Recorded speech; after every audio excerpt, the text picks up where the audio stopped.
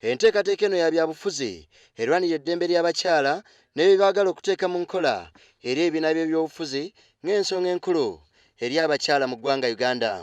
Eno y'enkola mwe bayita okubanja ebyetaago byabwe eby'abakyala omuli omwenkanonkano bye baatuma abakulembeze eri abakyala mu nteekateeka ya 2016-2021.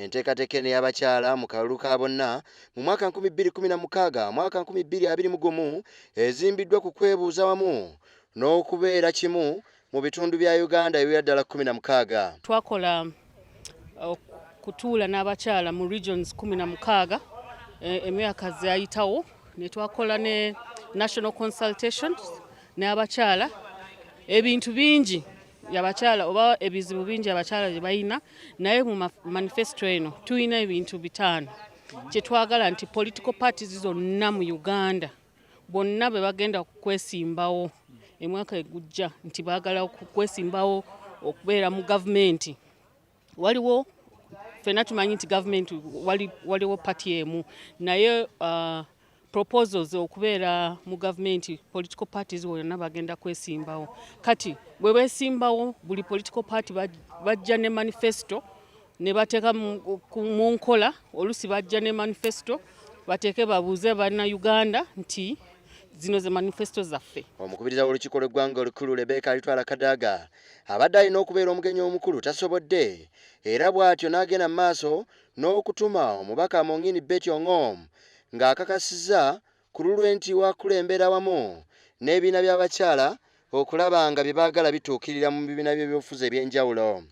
That should form the center of the political conversation.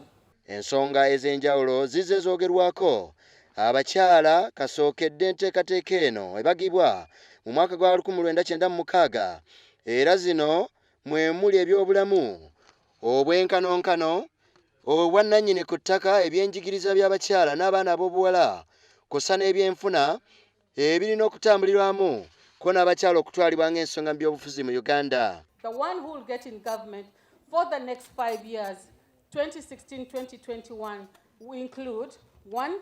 Women's health. Our chief guest, ladies and gentlemen, as you may all be aware, in spite of the progress Uganda has made, Uganda still remains amongst the 10 countries globally with the highest rates of maternal, newborn and child mortality.